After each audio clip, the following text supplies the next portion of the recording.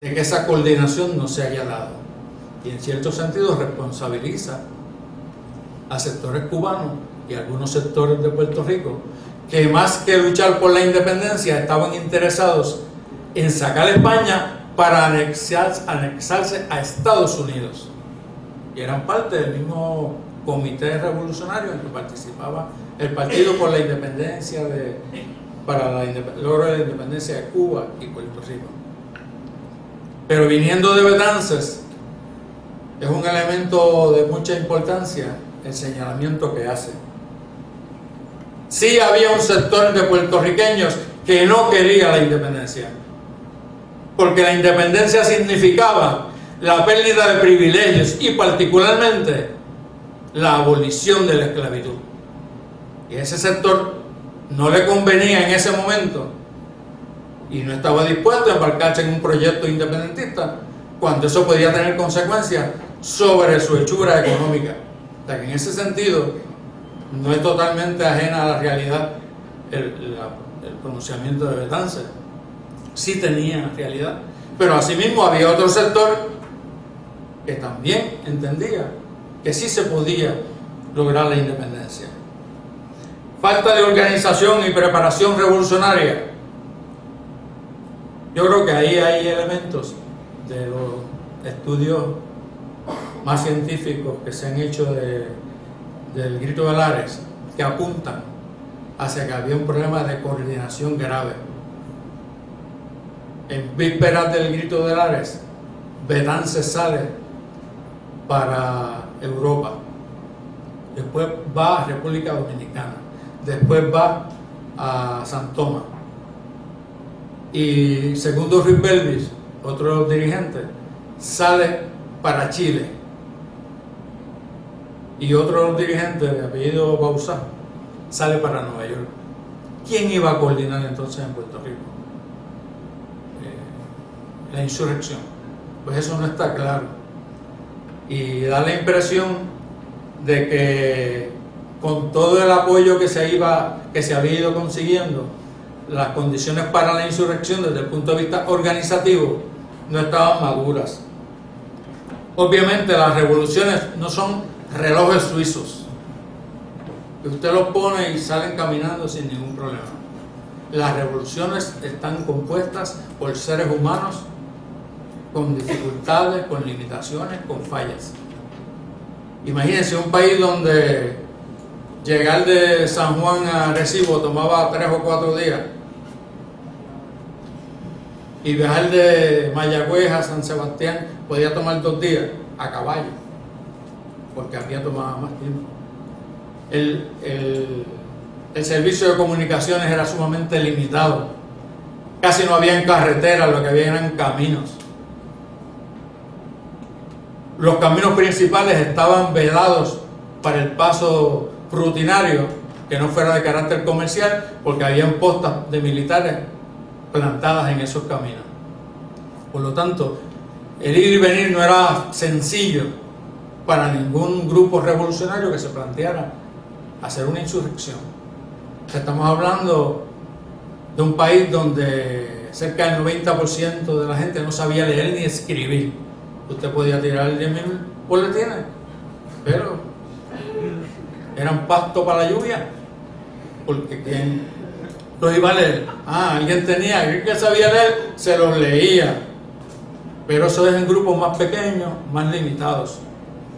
O sea, estamos hablando de unas condiciones materiales difíciles, muy complejas. Súmele que los 500 fusiles que iban a utilizar como avanzada se quedaron en un barco en San Tomás y nunca llegaron a Puerto Rico. Que las armas que un sector de revolucionarios de Nueva York iban a traer a Puerto Rico nunca llegaron, y que tuvieron que echarse sobre sus hombros la insurrección de Lares sectores que aparentemente no eran los principales dirigentes. Por lo tanto, el cuadro se nos completa como un cuadro sumamente difícil. Y hay otro elemento que a mí me parece fundamental: el contenido social, que, como dije ahorita, me parece que es un contenido social de avanzada. Obviamente, cuando se dice derecho para todo el mundo, era para los hombres con propiedad que supieran leer y escribir, no era para la mujer. Y los esclavos se liberaban y podían participar siempre y cuando cumplieran dos condiciones: supieran leer y escribir y tuvieran propiedad y pagaran contribuciones.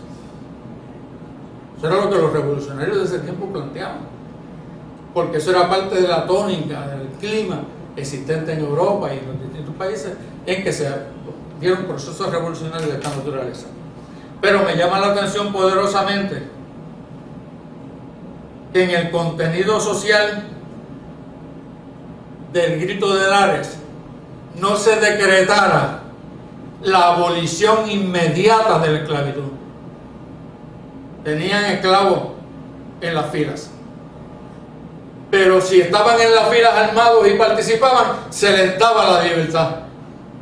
Pero a los que no participaban con un arma, ya fuera un machete, un revólver o lo que fuera, a esos no se les daba la libertad. Cosas raras, porque lo primero que hizo Bolívar cuando vio que estaba perdiendo la guerra, porque Bolívar estuvo a punto de perder la guerra, fue darle la libertad a los esclavos. No solo en Venezuela, en lo que hoy se conoce como Venezuela, sino en toda la gran Colombia, que incluía casi 4 países.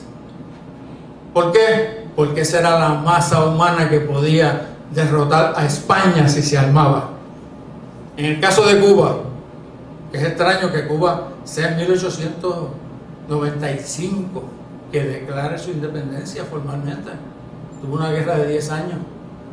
Y como quiera, entonces con la invasión norteamericana tiene problemas para desarrollar su lucha de independencia. Y ustedes saben por qué fue que los cubanos, que tenían la fuerza para haberse liberado mucho antes, no lograron su independencia y quedaron para el final como Puerto Rico, por la negativa de los hacendados a dar la abolición de la esclavitud.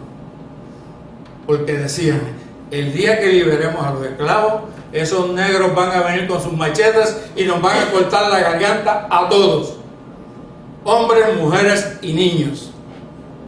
Esa era la ideología que dominaba, que si liberaban a los esclavos iban a hacer fiesta por el odio acumulado de siglos contra los esclavistas. Y no es hasta que los hacendados cubanos se comprometen con José Martí y otra serie de dirigentes cubanos a dar a conceder la abolición de la esclavitud, que entonces la lucha por la independencia de Cuba tiene futuro. En el caso de Puerto Rico llama la atención, repito, poderosamente, que la primera medida no hubiese sido esa: se decreta la total y radical abolición de la esclavitud, para que entonces eso permitiera la integración.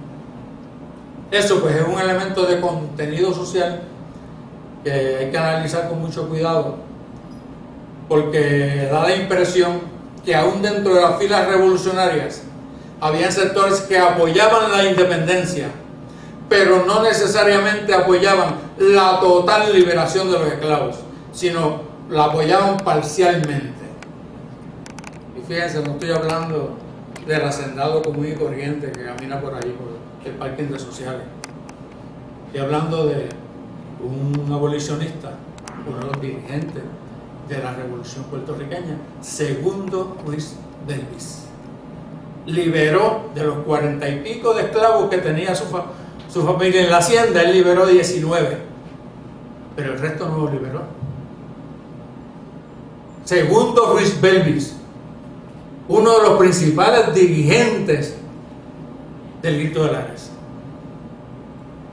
O sea, estamos hablando de contradicciones intraclase, que unos sectores de la clase pueden llegar a un punto, pero otros no necesariamente llegan a ese mismo punto.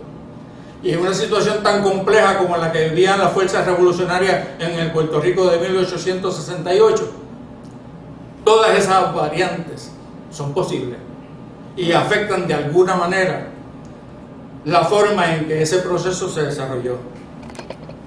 Con esto